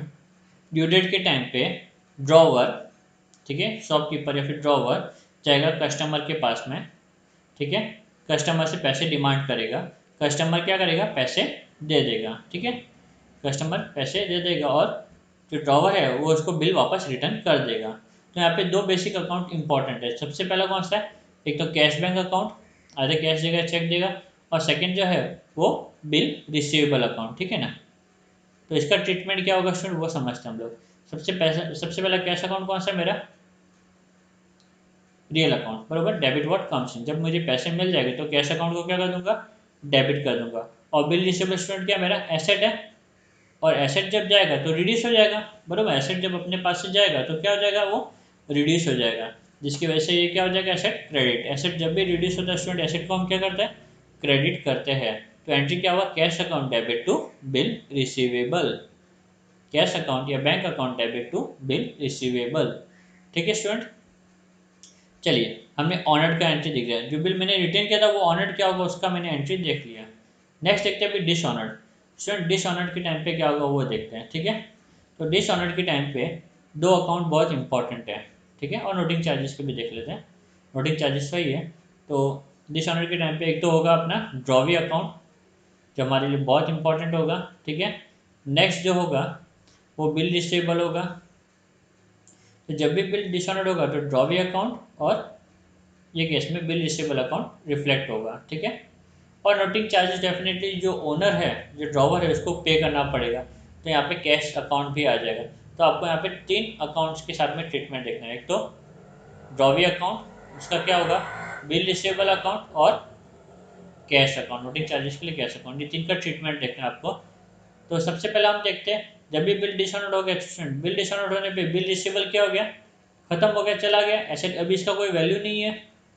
ठीक है ना, तो इसका कोई वैल्यू नहीं, एसेट का कोई वैल्यू नहीं, मतलब एसेट खत्म हो गया, एसेट रिड्यूस हो गया। एसेट रिड्यूस हो गया तो ये क्या हो जाएगा? क्रेडिट हो जाएगा। क्या हो जाएगा स्टूडेंट? क्रेडिट हो जाएगा, बरोबर। और मुझे कोर्ट के पास जाना पड़ेगा, कोर्ट के पास जाके पेमेंट करके इसको ड्रॉवी को लीगल नोटिस भेजनी पड़ेगी, बरोबर। तो कैश अकाउंट आएगा कि जाएगा? खर्चा हो जाएगा ना, जब मैं नोटिस भेजना पड़ेगा तो खर्चा हो जाएगा। तो क्रेडिट व्हाट गोज आउट, तो कैश अकाउंट भी क्या हो जाएगा? क्रेडिट हो जाएगा ये केस में। और ड्रॉवी स्टूडेंट, ड्रॉवी अभी ड्रॉवी अकाउंट क्या हो जाएगा? डेबिट हो जाएगा। क्यों? क्योंकि स्टूडेंट यहाँ पे जो एसेट है अपना, ठीक है, ड्रॉवी जो ड्रॉवी मतलब कस्टमर, कस्टमर अपना एसेट है, अभी उससे मुझे अमाउंट रिकवर करना है, बरोबर। अमाउंट क्या करना पड़ेगा? रिकवर करना पड़ेगा। तो बिल रिसीवेबल खत्म होकर मेरा जो डेटर है उस पर अपना राइट क्रिएट हो गया, तो डेटर ड्रॉवी अकाउंट क्या हो जाएगा? डेबिट हो जाएगा स्टूडेंट। ठीक है, तो अपना एंट्री होगा drawee account debit to bill receivable to cash. Fine. और स्टूडेंट डिसऑनर्ड के केस में भले कोई भी हो, ठीक है, रिटेन हो, डिस्काउंटिंग विद बैंक हो, एंडोर्समेंट हो, या बैंक फॉर कलेक्शन हो, ये चारों भी केस में डिसऑनर्ड के टाइम पे ड्रॉवी अकाउंट क्या हो जाएगा? डेबिट होगा। आपको टेंशन नहीं लेना, ठीक है, ड्रॉवी अकाउंट क्या हो जाएगा? डेबिट हो जाएगा। ओके, तो चलिए हमने रिटर्न की पूरी एंट्री देख ली। रिटर्न का ट्रांसफर का एंट्री तो नहीं है, होल्डर के अकाउंट में क्या नहीं, सॉरी, ऑनर्ड होगा तब क्या एंट्री होगी, और डिसऑनर्ड होगा तो क्या एंट्री आएगी, वो हमने देख लिया। ठीक है, अभी नेक्स्ट हम देखते हैं discounting of bill with bank. क्या देखना है स्टूडेंट हमें? Discounting of bill with bank, इसका एंट्री हमें कैसे पास करना है? सबसे पहले ट्रांसफर। ट्रांसफर के केस में स्टूडेंट अभी मैं पहले यहाँ पे नोट कर लेता हूँ ताकि आप लोगों को समझ में आ जाए एंट्री के पहले, ठीक है ना। तो जब discounting of bill with bank, तो ओनर जो है, ठीक है, ड्रॉवर जो है वो बैंक के पास जाएगा, बैंक के पास से क्या लेगा? कैश लेगा, बरोबर। उसके लिए बैंक कुछ इंटरेस्ट चार्ज करेगा, वो इंटरेस्ट को हम लोग डिस्काउंट बोलेंगे, ठीक है। और वो बिल बैंक को दे देगा, वो बिल बैंक को दे देगा, ठीक है। Bill receivable. तो यहाँ पे बेसिकली 3 अकाउंट इंपॉर्टेंट है, ठीक है। कौन कौन से account? Cash account, discount account, discount मतलब यहाँ पे जो बैंक इंटरेस्ट चार्ज करेगा वो, और बिल रिसीवेबल। स्टूडेंट ट्रांसफर जब भी होगा ना तो बिल रिसीवेबल मेरे पास से जाएगा। ट्रांसफर का मतलब यही हुआ ना, बिल रिसीवेबल क्या हो गया? गया, ठीक है। और कोई एसेट गया मतलब एसेट क्या हो जाएगा? क्रेडिट हो जाएगा। तो ये केस में बिल रिसीवेबल हो जाएगा मेरा क्रेडिट, ठीक है। अब बैंक कुछ इंटरेस्ट चार्ज करेगा, अब बैंक इंटरेस्ट चार्ज कर रहा है अपने से, तो अपने लिए क्या हो गया? एक्सपेंस हो गया। तो डिस्काउंट अकाउंट क्या हो जाएगा स्टूडेंट? डेबिट, ठीक है। नेक्स्ट हमने कैश अकाउंट। कैश कौन सा अकाउंट है? रियल अकाउंट है। रियल अकाउंट होने के नाते डेबिट व्हाट कम्स इन, तो कैश अकाउंट क्या हो जाएगा स्टूडेंट? डेबिट। तो अपना एंट्री क्या बना student? Cash account debit, discount account debit to bill receivable. Okay student, समझे यहाँ पे? चलिए एंट्री देखते हैं। Cash account debit, discount account debit to bill receivable. Okay, अब देखते हैं ऑनर्ड की एंट्री। ऑनर्ड की एंट्री क्या स्टूडेंट? ऑनर्ड का एंट्री क्या होगा स्टूडेंट? अब ये केस में होल्डर कौन है? बैंक है। तो कौन किसके पास जाएगा? बैंक जाएगा कस्टमर के पास में बिल लेके, बरोबर, ड्यू डेट के टाइम पे। कस्टमर बैंक को पेमेंट कर देगा, कस्टमर बैंक को पेमेंट कर देगा। ये पूरे ट्रांजेक्शन में कहीं पे बिजनेसमैन इन्वॉल्व था क्या? ड्रॉवर इन्वॉल्व था क्या? नहीं था, करेक्ट। क्योंकि अभी यहाँ पे ड्रॉवर इन्वॉल्व है ही नहीं है, ठीक है। ये ट्रांजेक्शन कंप्लीटली बैंक के बीच में और कस्टमर के बीच में हो रहा है, तो हमारी बुक में कोई एंट्री नहीं आएगी, ठीक है। तो क्या होगा यहाँ पे? नो एंट्री, ठीक है। थर्ड देखते हैं डिसऑनर्ड। अभी डिसऑनर्ड होगा तो एंट्री क्या आएगा वो देखते हैं स्टूडेंट, ठीक है ना। तो ट्रांसफर के टाइम पे स्टूडेंट मैंने बैंक से पेमेंट ले लिया था, और बैंक को क्या बोला था कि आपको ड्यू डेट के टाइम पे कस्टमर आपको पेमेंट कर देगा। अब ड्यू डेट के टाइम पे कस्टमर हाथ ऊंचा कर लेगा तो बैंक किससे पैसा रिकवर करेगा? डेफिनेटली अपने से रिकवर करेगा, बरोबर। तो एक तो आएगा कैश अकाउंट, वो हमसे रिकवर करेगा। नेक्स्ट ड्रॉवी अकाउंट, क्योंकि जब भी डिसऑनर्ड होगा ड्रॉवी अकाउंट तो आएगा, और ये हमेशा क्या होगा? डेबिट होगा। Drawee account debit to cash, ठीक है। डिसऑनर के टाइम पे ड्रॉवी अकाउंट डेबिट होता ही है, और कैश मुझे पेमेंट करना पड़ेगा बैंक को, ठीक है। तो कैश अकाउंट क्रेडिट हो जाएगा और ड्रॉवी अकाउंट डेबिट हो जाएगा स्टूडेंट, ठीक है ना। Cash account debit to cash. और यहाँ पे कुछ नोटिंग चार्जेस होगा तो स्टूडेंट वो इंक्लूड करके ही आपको लिखना है, ठीक है ना। नोटिंग चार्जेस के लिए मैं अलग से पे नहीं करूँगा। ओके, तो एंट्री क्या हुआ? Drawee account debit to cash, और कैश के अमाउंट में नोटिंग चार्जेस इंक्लूडेड रहेगा। Next endorsement of bill. अब स्टूडेंट एंडोर्समेंट ऑफ बिल का ट्रांसफर का एंट्री क्या होगा वो देखते हैं। ट्रांसफर मतलब स्टूडेंट मेरे पास से बिल रिसीवेबल गया, और अगर जब भी एसेट मेरे पास से जाएगा तो एसेट क्या हो जाएगा? क्रेडिट हो जाएगा। तो बिल रिसीवेबल क्रेडिट तो होने वाला ही है, बिल रिसीवेबल क्रेडिट तो होने वाला ही है, ठीक है। और जिसको मैं दूंगा कोई पर्सन होगा, कि होल्डर वाला एग्जांपल में आपने देखा था, जिसको भी मैं बिल दूंगा वो होल्डर होगा। तो वो बिल रिसीवेबल क्या कर रहा है आगे वाला बंदा? रिसीव कर रहा है, डेबिट द रिसीवर, बरोबर। तो एंडोसी, एंडोसी क्या कर रहा है? रिसीव कर रहा है। तो endorsee, endorsee account debit to bill receivable, debit the receiver. Endorsee एक पर्सन है स्टूडेंट जो ये बिल रिसीव करेगा, तो डेबिट द रिसीवर। और बिल रिसीवेबल जो एसेट है मेरे पास से जा रहा है, क्योंकि वो जा रहा है उसको मैं क्या कर दूंगा? क्रेडिट। तो debit the receiver, credit what goes out, ठीक है। सारे केस में बिल रिसीवेबल क्रेडिट होगा क्योंकि ट्रांसफर हो रहा है, मेरे पास से जा रहा है स्टूडेंट, ठीक है ना। तो ये एंट्री समझा? Debit the receiver, credit what goes out. तो चलिए ये एंट्री देख लेते हैं। Endorsee account debit to bill receivable, fine.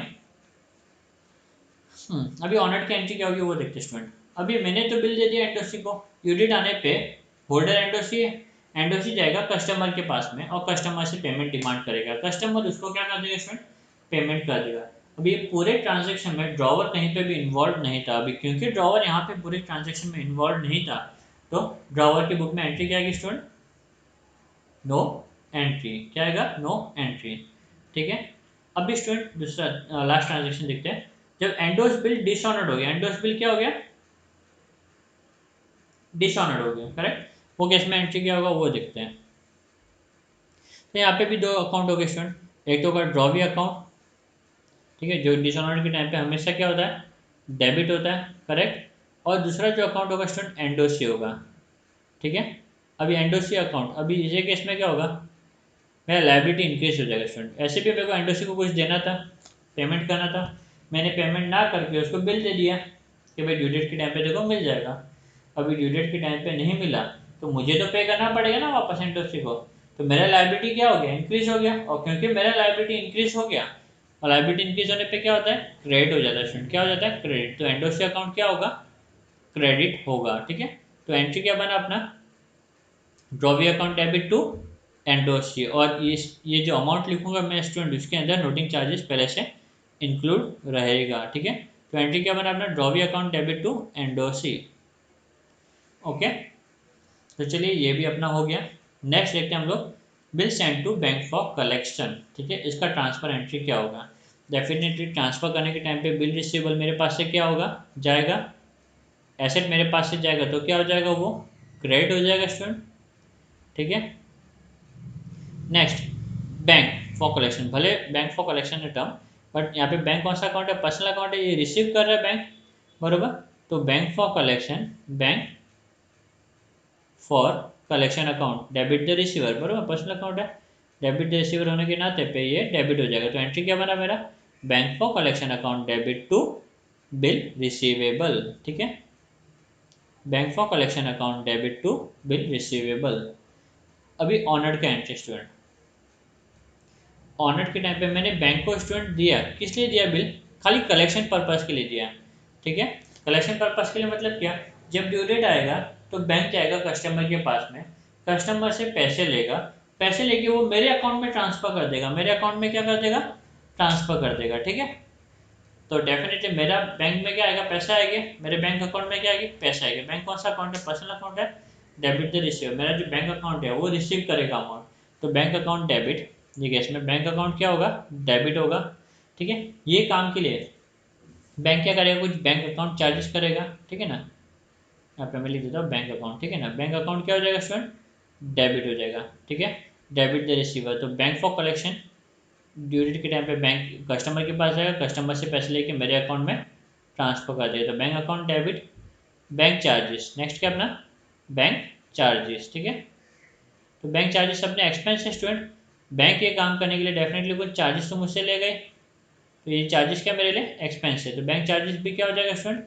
Debit हो जाएगा। Debit all expenses and losses, okay. To student, bank for collection जो मैंने दिया था, ये जो मेरा राइट है अभी, ठीक है, ये जो मेरा राइट था यहाँ पे बैंक फॉर कलेक्शन का, वो क्या हो जाएगा? खत्म हो जाएगा, बरोबर। ये जो राइट है वो क्या हो जाएगा? खत्म हो जाएगा। डेबिट बैलेंस था, डेबिट बैलेंस खत्म हो जाएगा, तो क्या करना पड़ेगा मुझे? क्रेडिट करना पड़ेगा। तो बैंक फॉर कलेक्शन क्या हो जाएगा? क्रेडिट हो जाएगा। बैंक फॉर कलेक्शन क्या हो जाएगा स्टूडेंट? क्रेडिट हो जाएगा। तो एंट्री क्या बनी अपनी वापस?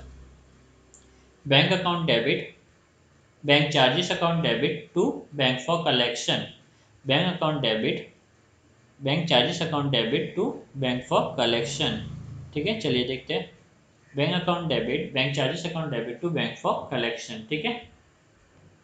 अब last student, noting charges, sorry dishonoured का entry, dishonoured plus noting charges. अब बैंक फॉर कलेक्शन वाला बिल डिसऑनर्ड हो गया स्टूडेंट, ठीक है। वो केस में क्या होगा वो हम देखते हैं। डेफिनेटली हर टाइम की तरह ड्रॉवी अकाउंट क्या हो जाएगा? डेबिट हो जाएगा, ठीक है। बैंक फॉर कलेक्शन क्या हो जाएगा स्टूडेंट? क्रेडिट हो जाएगा। केस में क्या हो जाएगा? बैंक फॉर कलेक्शन क्रेडिट हो जाएगा, ठीक है। क्योंकि जो मेरा राइट था यहाँ पे डेबिट था, उसको खत्म करना पड़ेगा, तो बैंक फॉर कलेक्शन मेरा क्रेडिट हो जाएगा। तो एंट्री क्या बनी मेरी? Drawee account debit to bank for collection. और साथ साथ में मुझे कुछ पेमेंट भी करना पड़ेगा बैंक को, साथ साथ में मुझे कुछ बैंक को पेमेंट करना पड़ेगा नोटिंग चार्जेस के लिए, ठीक है। तो यहाँ पे टू बैंक, तो नोटिंग चार्जेस के लिए हमें अलग से एंट्री पास करनी पड़ती है, वो खाली रिटर्न के टाइम पे और बैंक फॉर कलेक्शन के टाइम पे, ठीक है स्टूडेंट। अगर नोटिंग चार्जेस दिया है तो मेरे को अलग से लिखना पड़ेगा, और डिस्काउंटिंग विद बैंक और एंडोर्समेंट के टाइम पे अलग से लिखने की जरूरत नहीं है, डायरेक्टली अमाउंट में इंक्लूड हो जाएगा। फाइन। तो उम्मीद करता हूँ आपको समझ में आएगा, बहुत सिंपल है। ट्रांसफर के केस में बिल रिसीवेबल हमेशा क्रेडिट होगा, ठीक है। डिसऑनर्ड के टाइम पे ड्रॉवे हमेशा क्या होगा, डेबिट होगा। फाइन। और जो भी ऑप्शन है डिसऑनर्ड के टाइम पे स्टूडेंट वो क्रेडिट होगा। रिटर्न के टाइम पे bill receivable credit, discounting with bank तो बैंक अकाउंट क्रेडिट, ठीक है। एंडोर्समेंट ऑफ बिल तो एंडोसी अकाउंट डेबिट, और यहाँ पे बैंक फॉर कलेक्शन तो bank for collection account debit. तो आपने देखा डिसऑनर्ड के टाइम पे जो भी ऑप्शन है वो ऑप्शन क्या होता है, क्रेडिट होते हैं, और ड्रॉवी अकाउंट क्या होता है, डेबिट होता है। तो आपका डिसऑनर्ड का एंट्री बहुत सिंपल हो जाता है स्टूडेंट। ट्रांसफर का एंट्री दूसरी तरफ, ट्रांसफर के टाइम पे कोई भी ऑप्शन हो जाए रिटर्न के अलावा, रिटर्न में तो एंट्री होती नहीं है, तीनों भी ऑप्शन में मेरे पास से बिल रिसीवेबल जा रहा है तो बिल रिसीवेबल क्या हो जाएगा, क्रेडिट हो जाएगा। ओके। तो बाकी थोड़ा बहुत आपको मैंने सब लॉजिकली सब समझा तो दिया है। मेक श्योर ये पूरे एंट्रीज जो है वो आप आपके दिमाग में परफेक्ट फिट कर दो, ताकि आपको सम करने के टाइम पे ज़्यादा प्रॉब्लम ना आए, ठीक है। चलिए नेक्स्ट देखते हैं। अभी जब भी बिल डिसऑनर्ड होगा स्टूडेंट तो हो सकता है कस्टमर मेरे को सामने से आके अप्रोच करे, सर मैं आपको पेमेंट नहीं कर पाऊंगी, तो मुझे थोड़ा एक्स्ट्रा टाइम चाहिए। एक्स्ट्रा क्या चाहिए, टाइम चाहिए, ठीक है ना। तो वो केस में मुझे डिपिन एंट्री पास करनी पड़ेगी। वहाँ स्टूडेंट DIPN डिपिन, ये शॉर्ट फॉर्म है DIPN। क्या है मैं आपको बता दूँ। सबसे पहले डी स्टैंड फॉर डिसऑनर्ड, जो अभी हमने देखी, ठीक है। डिसऑनर्ड की एंट्री वो हमें पास करनी पड़ सकती है, ठीक है।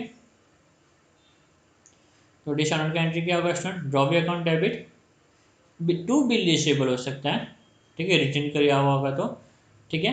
डिस्काउंटिंग विथ बैंक क्या होगा तो बैंक अकाउंट होगा, एंडोसी को दिया होगा तो एंडोसी अकाउंट होगा, बैंक फॉर कलेक्शन के लिए भेजा होगा तो बैंक फॉर कलेक्शन, ठीक है। तो ये एंट्री हमारी पास होगी। इन चारों में से कोई भी एक आएगा, drawee account debit to bill receivable, या फिर drawee account debit to bank, या फिर drawee account debit to endorsee, या फिर drawee account debit to bank for collection. तो हमने डी वाला एंट्री पास कर दिया, D stand for dishonoured entry, ठीक है। नेक्स्ट अपना स्टूडेंट एंट्री होगा I, I stand for interest, बरोबर। इंटरेस्ट का एंट्री क्या होगा student, drawee account debit to interest, ठीक है। डेफिनेटली हम ड्रॉवी को एक्स्ट्रा टाइम दे रहे हैं, ड्रॉवी क्या रिसीव कर रहा है, एक्स्ट्रा टाइम रिसीव कर रहा है, इसलिए ड्रॉवी अकाउंट क्या हो गया, डेबिट हो गया टू इंटरेस्ट। इंटरेस्ट हमारे लिए क्या हो गया स्टूडेंट, इनकम हो गया। डेफिनेटली हम एक्स्ट्रा टाइम दे रहे हैं उसके लिए इंटरेस्ट चार्ज कर रहे हैं, तो ये हमारे लिए क्या हो जाएगा, इनकम हो जाएगा, ठीक है। Drawee account debit to interest. तो आपको डी समझ में आएगा, D for dishonoured, I for interest, P for part payment student, ठीक है ना। बट जब भी ड्रॉवी मेरे पास में आएगा रिक्वेस्ट लेके रिन्यू करने के लिए, हो सकता है मैं कुछ ऑन डिमांड कर लूँ क्या, ठीक है, मैं आपका बिल रिन्यू कर दूंगा बट थोड़े बहुत तो मुझे दो पेमेंट, ठीक है। तो पार्ट पेमेंट का एंट्री आ सकता है स्टूडेंट, ठीक है। पार्ट पेमेंट पे खास ध्यान रखना है।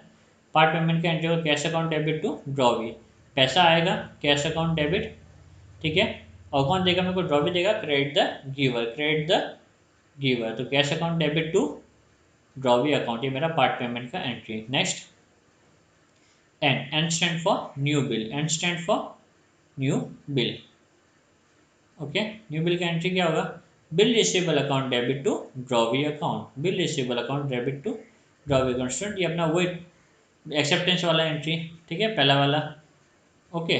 तो जैसे ही वर्ड आपको रिन्यू दिख गया क्वेश्चन में स्टूडेंट, या फिर न्यू बिल जैसा कुछ दिख गया, तो आपको ये एंट्री पास करनी है। डिसऑनर्ड के बाद में IPN वाली एंट्री पास करनी है। तो पूरा कोड क्या, रिन्यू वर्ड देखने पे डिपिन एंट्री हमें पास करनी है, पहला डिसऑनर्ड, फिर इंटरेस्ट, फिर पार्ट पेमेंट, फिर न्यू बिल का, ओके स्टूडेंट।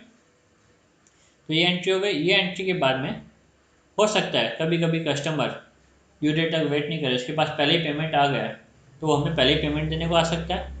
तो यहाँ पे हो सकता है वो रिटायरमेंट करवा दे बिल का, रिटायरमेंट ऑफ बिल, बट उसके लिए कंडीशन होगा कि मुझे रिबेट चाहिए। रिबेट मतलब डिस्काउंट स्टूडेंट, रिबेट मतलब क्या, डिस्काउंट। तो ड्रॉवी सामने से आ सकता है अपने पास में ड्यू डेट के पहले, और बोल सकता है ठीक है मैं आपको पेमेंट कर देती हूँ या कर देता हूँ, बट मुझे क्या चाहिए, डिस्काउंट चाहिए कुछ, ठीक है। उसके लिए हमने यहाँ पे रिबेट वर्ड यूज़ किया हुआ है स्टूडेंट। ये केस में कौन कौन सा अकाउंट है कि सबसे पहला कैश, कस्टमर सामने से मेरे पास में आ रहा है, ड्रॉवी सामने से मेरे पास आके मेरे को कैश दे रहा है तो कैश अकाउंट हो गया, ठीक है। नेक्स्ट डिस्काउंट या फिर रिबेट, और डिस्काउंट बोलो रिबेट बोलो कुछ भी बोलो, ठीक है। और थर्ड जो एंट्री आएगा स्टूडेंट वो क्या होगा, बिल रिसीवेबल, क्योंकि ड्यू डेट के पहले जब ड्रॉ मेरे पास आ गई है पेमेंट देने के लिए, तो मेरे को उसका बिल वापस रिटर्न करना पड़ेगा। ठीक है, तो अकाउंट हमने जान लिया, cash account, rebate account, bill receivable. Effect क्या होगा वो देखते हैं। Cash debit what comes in, correct. Rebate मतलब discount, debit all expenses and losses, ठीक है। और ये जो बिल रिसीवेबल है मैं उसको वापस रिटर्न कर दूंगा, एसेट कम हो जाएगा। एसेट कम होने पे क्या हो जाएगा स्टूडेंट, क्रेडिट हो जाएगा। तो bill receivable account credit, okay. तो आपको रिबेट का एंट्री समझ में आ गया, रिटायरमेंट ऑफ बिल का एंट्री समझ में आ गया, cash account debit, rebate account debit to bill receivable, ठीक है। चलिए, इसके बाद में लास्ट एंट्री अभी ड्रॉवर की बुक्स में जो हम देखने वाले हैं वो है इंसॉल्वेंसी की स्टूडेंट। कौन सा, इंसॉल्वेंसी ऑफ ड्रॉवी। कई बार होता है कि ड्रॉवी क्या हो जाता है स्टूडेंट, कंगाल हो जाता है, बरोबर।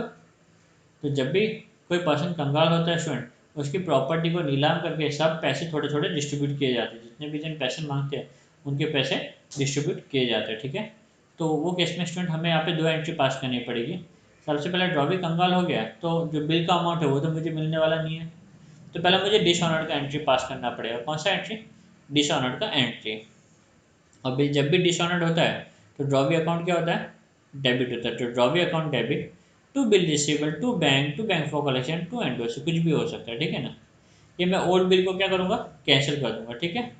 उसके बाद में मैं इंसॉल्वेंसी का एंट्री पास करूँगा, ठीक है।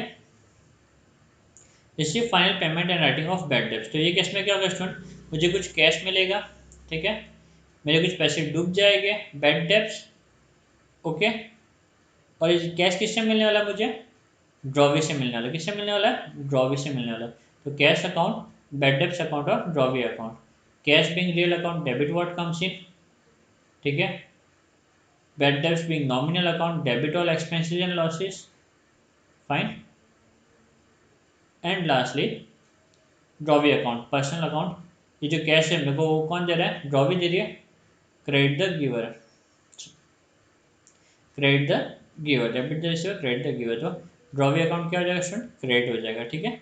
चलिए एंट्री देख लेते हैं। Cash account debit, bad debts account debit to drawee account. Student इसी के साथ में मेरे ड्रॉवर की बुक्स में सारी एंट्रीज मैंने लगभग कंप्लीट कर दी, ठीक है। जितने भी एंट्रीज थी मैंने ड्रॉवर की बुक में कंप्लीट कर ली। नेक्स्ट पार्ट में, नेक्स्ट लेक्चर में हम देखेंगे accounting treatment in the books of, accounting treatment of bill of exchange in the books of drawee, ठीक है। चलिए इसी के साथ में हम पहला पार्ट एंड अप करते हैं। थैंक यू, उम्मीद करता हूँ आपको पूरा आपका जितना भी कॉन्सेप्ट है वो यहाँ पे क्लियर हो गया होगा।